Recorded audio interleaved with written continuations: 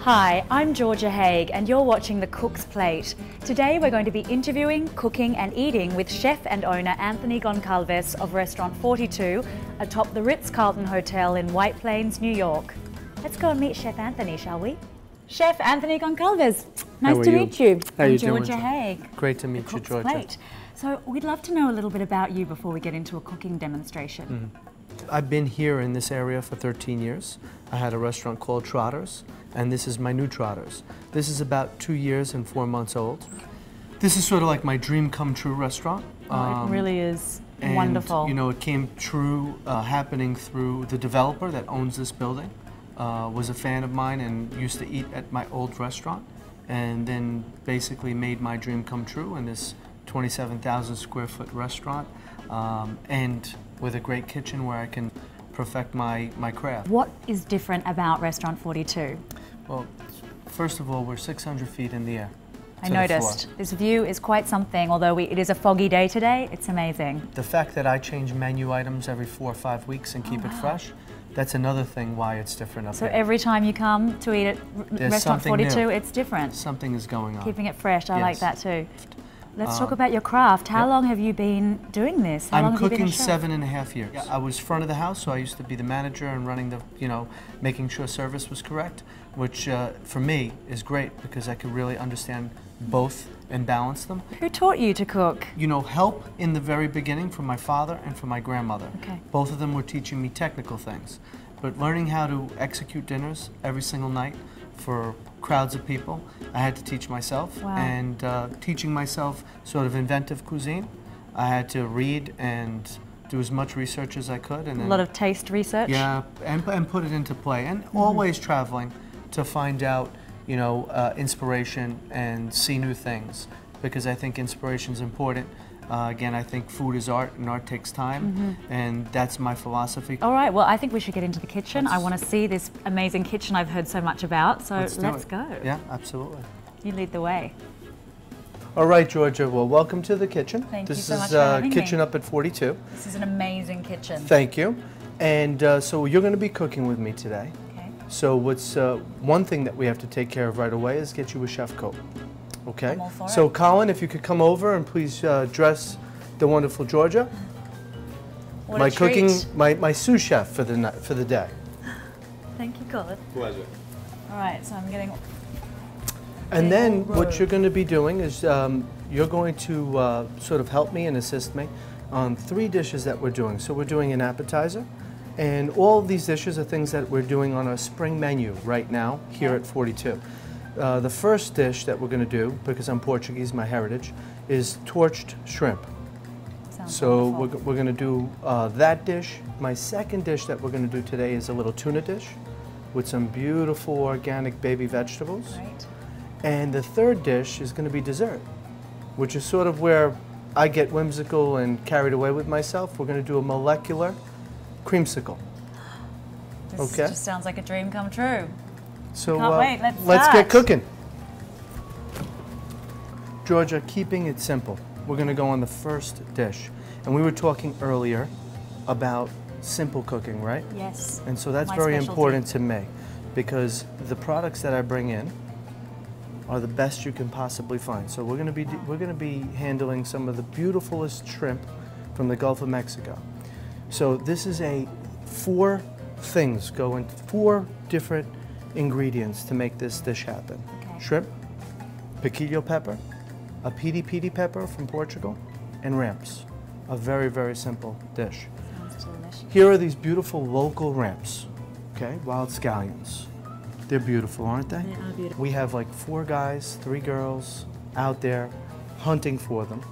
And Ramp hunters? they'll give me a call and they'll say, we have 10 pounds of ramps, are you interested? Beautiful. We're going to pickle them. So you pickle them to make them last for longer because they're very seasonal, aren't they? Right, and I love them. So whenever we have the opportunity, I'll take as much as they have. The pickling liquid is a 1-2-3.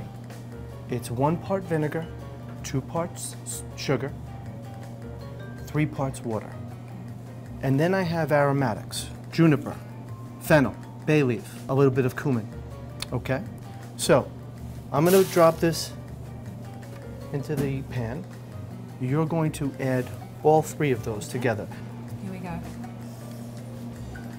we go. Sugar. Sugar. Enough to sink a battleship.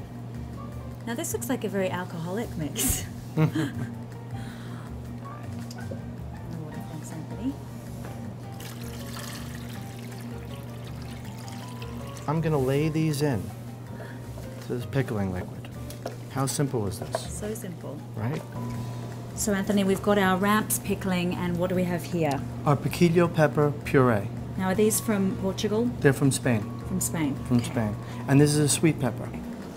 They smell amazing. Aren't they? I'm getting very hungry. That's what it's all about. Now I'm gonna put these piquillo peppers into the blender. Beautiful color, isn't They it? are vibrant. So it's gonna turn Gorgeous. a beautiful color of orange. Now these just marinated in some olive oil. Marinated in olive oil, a bit of bay leaf, which I've already taken out. I'm just gonna top this blender. And we're gonna turn this Vita Prep on. And we're just gonna emulsify it. Just add a little bit of unfiltered olive oil from Spain. We are done. We've emulsified these peppers. It is a wonderful color of orange now. And so far, the 2 steps that we've done, very simple to do at home, correct? Perhaps for you, Anthony. Okay. How about me? I don't own a wonderful blender like this. We'll have to get you one. All right, so now we have our ramps getting ready. We have our peppers emulsified. What's our next step for this dish? We're gonna get those Gulf shrimp going. Let's do it. Okay. Gulf shrimp, Okay, this big fat Mexican shrimp. Yep. Delicious. olive oil, torch. So Anthony, what do people do who don't have a blowtorch at home to make this dish? Barbecue Perfect time of year for that. would be perfect. If not, cast iron pan, that would do the job. Going online and getting a blowtorch if you don't have one, I'm sure that's pretty simple. right?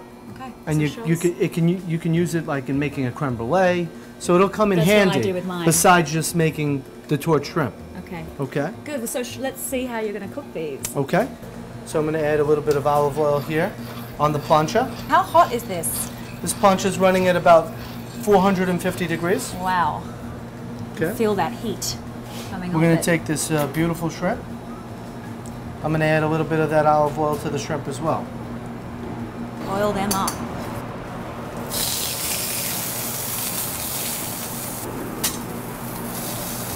And we're going to flip it Looks beautiful. and torch it. This is the part I like. So torching it is just a quicker way of cooking it, I assume. We're just getting that beautiful char off of it. Georgia, let's plate the shrimp. Let's do it, Anthony. So we're going to plate the dish now.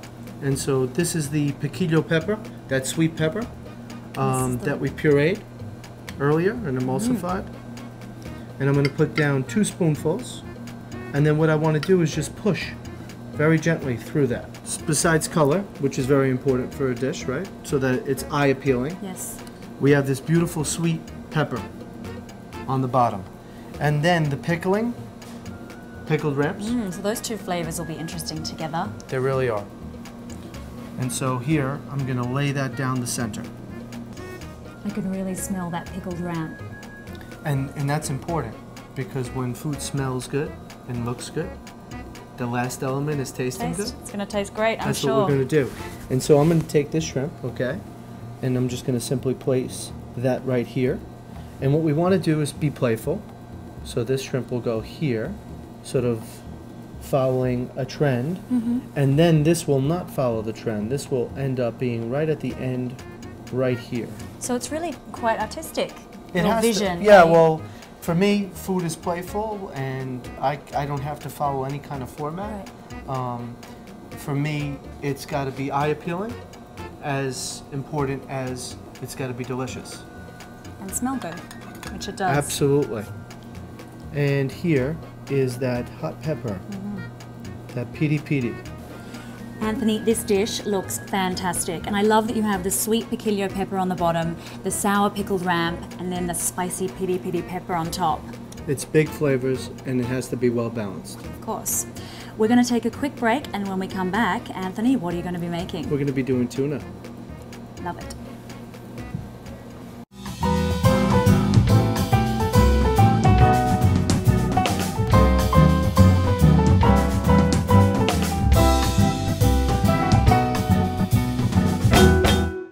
Welcome back. We're with chef and owner Anthony Goncalves at Restaurant 42, and we're about to make this amazing looking tuna dish.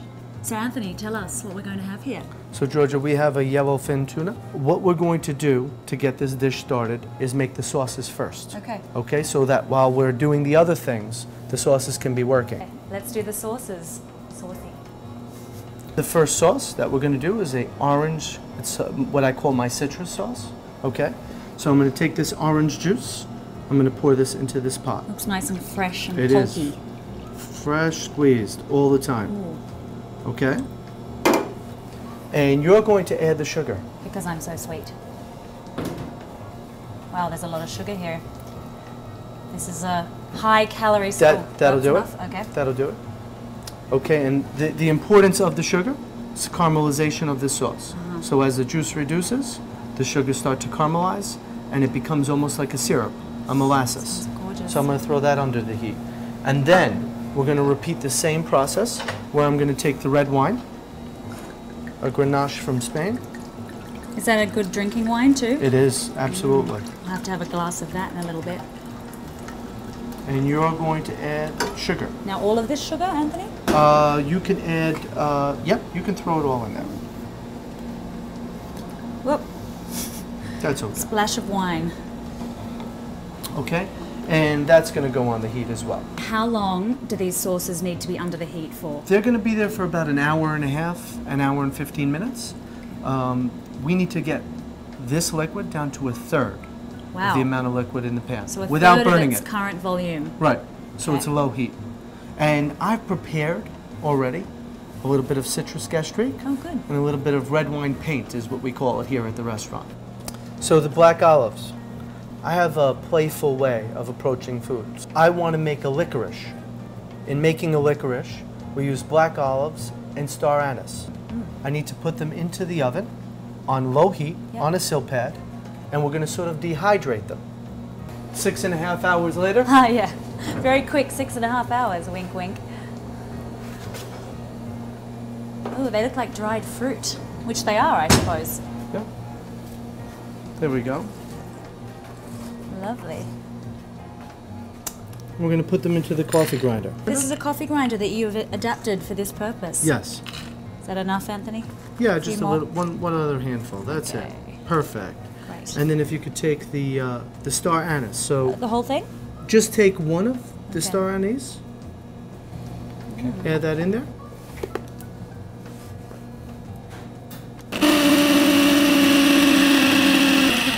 So finished product. They really do look like coffee grounds.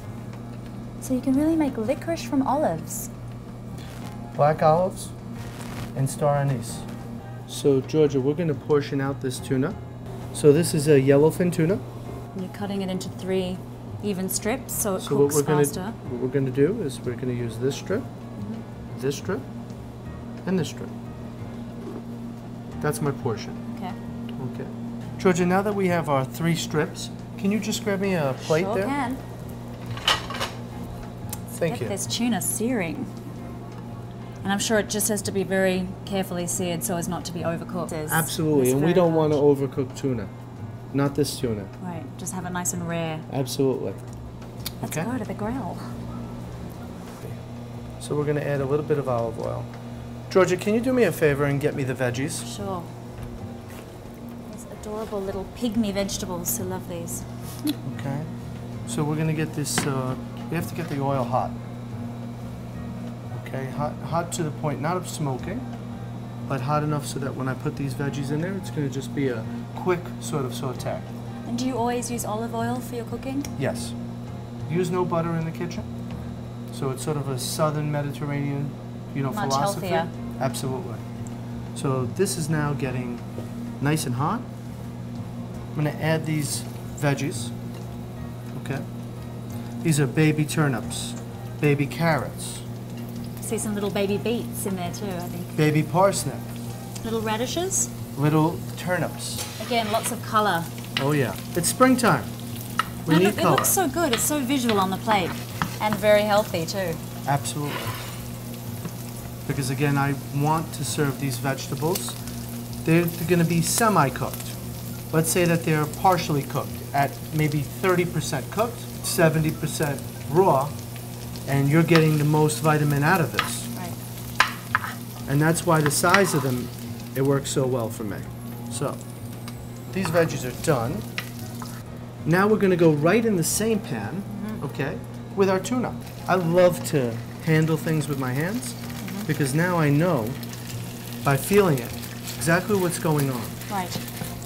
Well, cooking's such a tactile thing. You really need to get in there with your hands, I think. And, you know, very cautious in cooking tuna because there is very little fat there, so the heat will go right through it. Right. There's nothing to combat that heat. So we're just searing it on one side.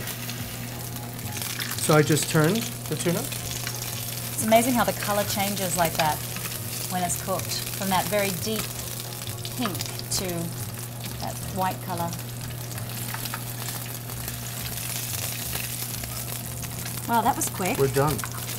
And the insides are sort of still just warm, Perfect. but not cooked through. That's Okay, so we're going to take this back over. okay. And then, shall I grab the veg? Sure. There you go. Delish. Georgia, we're going to take the tuna over to the board. So we're about to start plating. Yes. And so what I'm going to do is simply take this knife and I'm going to cut the 3 pieces of tuna so that I can show off the interior of that Beautiful pink color. tuna. Okay, then I'm going to take my citrus and I'm going to put it down on the plate. Okay. So I'm bringing over the tuna.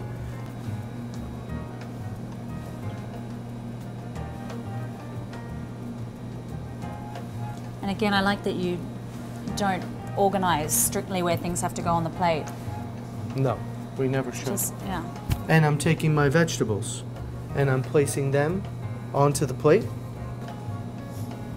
It's lovely little veggies. Now, is this how you would serve it at 42? Yes, just like this. These little veggies, you eat the whole thing, including the stems and stalks? Everything is edible.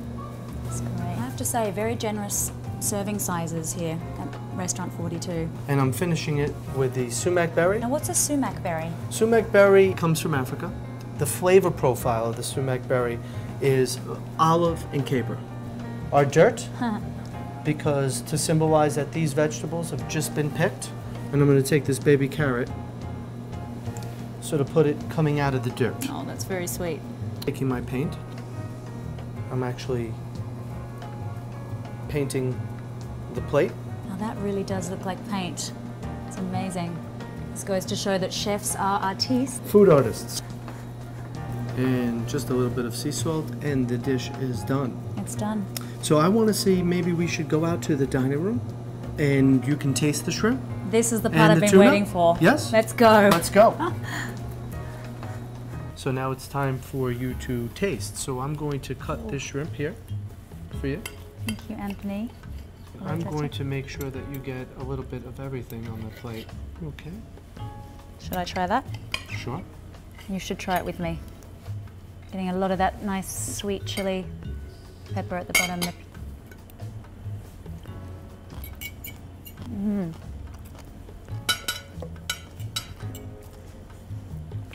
Amazing. I love that the ramps are so crunchy, the shrimps are nice and chewy, yet not too chewy, quite tender. And you've got that sweetness of the piquillo pepper, Piquillo pepper. and then the nice spice of the piri pepper. Well done. Thank you. Chef Anthony Goncalves. Thank you. So bold flavors, but the shrimp still stands forward. Definitely. And that's the star of the dish. Very, very important. Now I want you to try the tuna dish. You're going to mix that around. So you're going to get a little bit of that licorice dust on Look it. at that first. Yep. Okay. And then a little of the orange. A little bit of the citrus and a little bit of that sumac. Okay.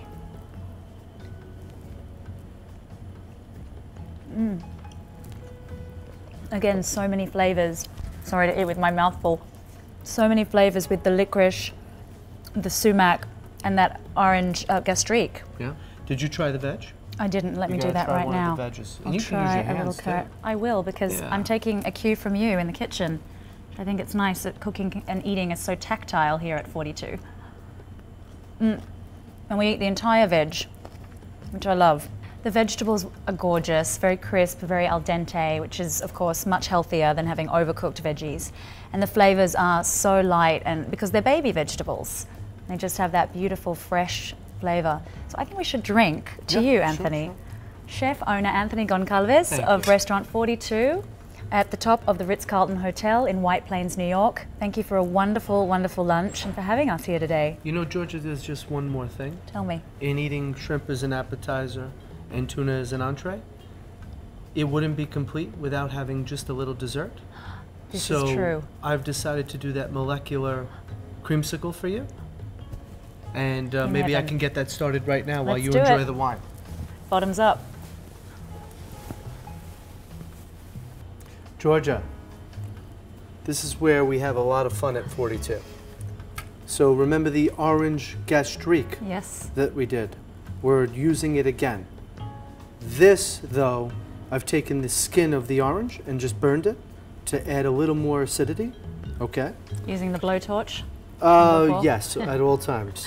And then I have just a simple vanilla infused cream, and then we have our liquid nitro. The nitro is 220 below zero. Wow. Okay, I'm gonna add that to the cream.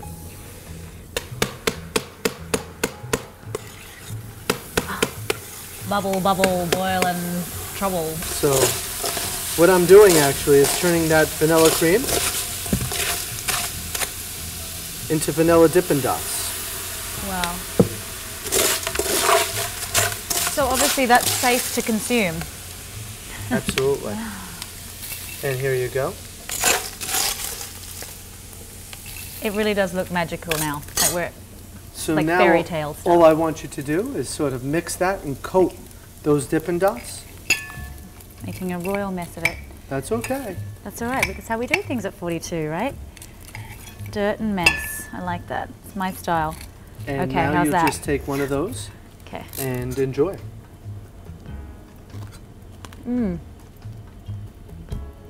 That is amazing. Thank you. Oh my goodness. This is really, I mean, it's amazing how the vanilla cream starts off at quite hard in your mouth and it just melts down to a liquid. It's like it's chewable really ice lovely. cream. I've never tasted ice cream made that way, so I love that. Novel concept. New texture. Yeah. Texture's the new flavor.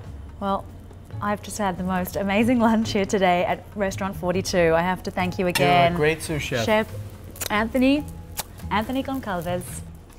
Thanks for joining us today on The Cook's Plate. I'm Georgia Haege, and if you want to find out more information about us, just go online to www.thecooksplate.com.